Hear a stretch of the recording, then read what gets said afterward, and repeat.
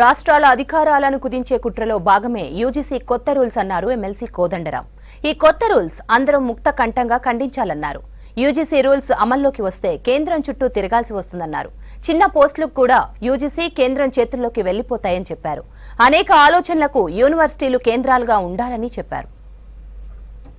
UGC regulations రాష్ట్ర ప్రభుత్వాల స్వయం ప్రతిపత్తికి గొడ్డలి పెట్టు లాంటివి. ఇవి రాష్ట్ర వ్యవహారాల్లో మితిమీరిన జోక్యంగా పరిణమించగలదు. ఇట్లాంటి వాటిని ఆమోదించడానికి వీల్లేదు.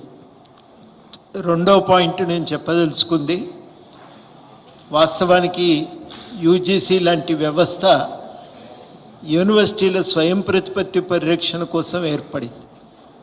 యూజీసీ లేకపోతే యూనివర్సిటీలు కేంద్ర ప్రభుత్వ అధికారుల చుట్టూ తిరగవలసిన దుస్థితి ఏర్పడుతుందనే లక్ష్యంతో మొత్తం నిధుల కేటాయింపుకు దీన్ని ఒక వ్యవస్థను ఏర్పాటు చేశారు.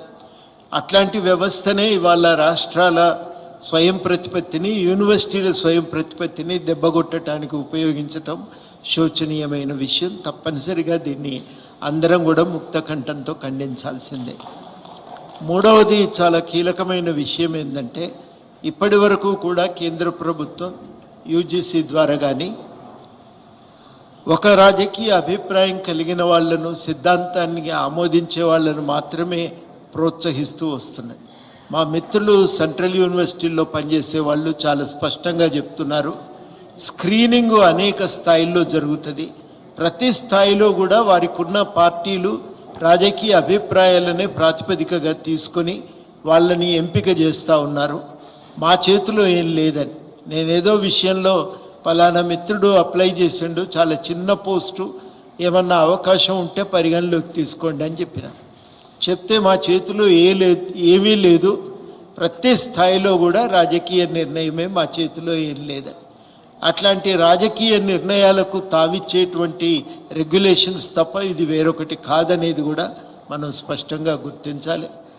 అందుకని ఈ కారణం చేత వీటిని స్పష్టంగా మనందరం వ్యతిరేకించాలి.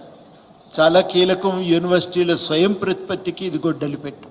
యూనివర్సిటీలు ఎంత స్వయం ప్రతిపత్తిని కాపాడుకోగలిగితే, భావ సంఘర్షణకు ఎంత అవకాశం ఉంటే అంత మంచిది. ఆ చైనాలో ఉన్నట్టు 1000 పూలు వికసించని అన్నట్టు అనేక ఆలోచనలకు యూనివర్సిటీలు వేదికలుగా ఉండాలి. అట్లా ఉండగలిగినప్పుడు మాత్రమే యూనివర్సిటీలు విరాజిల్లగలుగుతాయి, దేశ అభివృద్ధికి దోహదపడగలుగుతాయి. అట్లాంటి అవకాశం లేకుండా చేసే ప్రయత్నం తప్ప ఇది మరొకటి కాదు.